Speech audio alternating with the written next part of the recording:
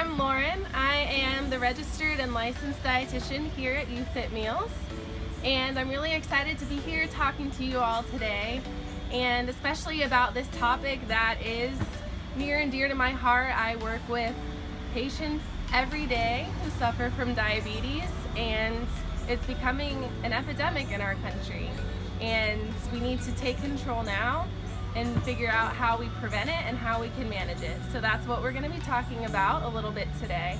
So nearly 30 million people in the United States suffer from diabetes, and estimates are suggesting that people born in 2000 or later, of those people, 1 in 3 will develop diabetes. And diabetes is a disease of blood sugar elevation in the body.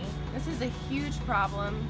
Diabetes has devastating side effects down the road, and we really need to learn how to prevent it. So type 1 diabetes is actually an autoimmune disorder, and it accounts for about 5 to 10% of all cases of diabetes. Whereas type 2 diabetes is more common. It's about 90 to 95% of all cases of diabetes, and it has both a genetic and an environmental component to the development of type 2 diabetes. So what are some of those factors, those environmental factors that affect your risk for getting type 2 diabetes? So lack of sleep is actually a big one, getting less than 5 hours of sleep per night. Smoking. Chronic stress is another big one that can lead to type 2 diabetes. Excess body fat and physical inactivity. So those are two of the key points that I'm going to touch on today. How to reduce that excess body fat and how physical activity can help reduce your risk for type 2 diabetes. So one of the biggest ways that we can reduce excess body fat is through a healthy diet, but another way is through physical activity, getting in that regular exercise. And studies have shown that engaging in regular physical activity and even modest weight loss, just losing 5 to 10% of your body weight, can lower your risk for developing type 2 diabetes by nearly 60%. That's huge, and that's exciting because it means there's something that we can do to take control of our health. So what are the ways that exercise helps to reduce your risk for type 2 diabetes? So lowering your blood sugar, getting that blood sugar into the cells and out of the bloodstream is what the body is supposed to do. And a hormone produced in the body called insulin helps get that blood sugar into the cells.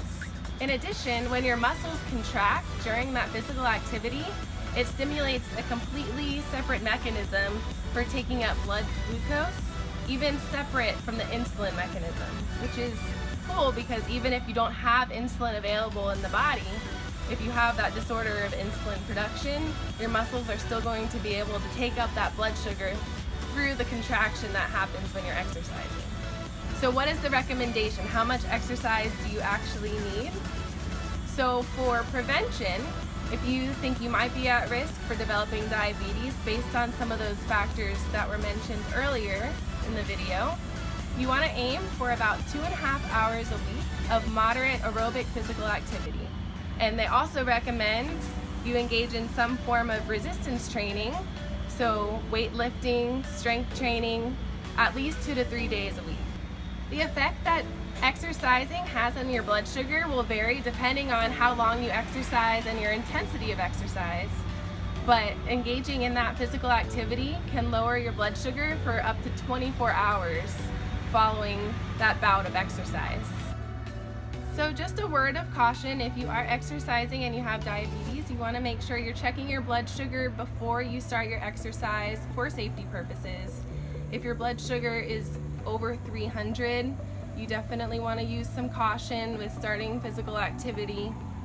Also, if it's less than 70, if you have a low blood sugar, you want to treat that blood sugar before you start exercising.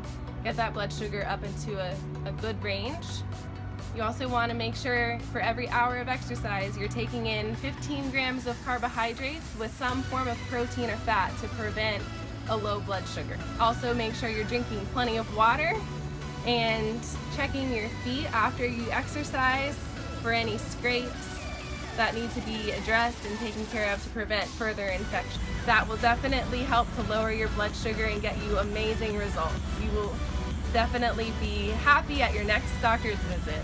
Thanks for joining me today. I'm Lauren Caruso, your licensed and registered dietitian for YouFit Meals. I can't wait to embark on this journey with you and help make the world a healthier place.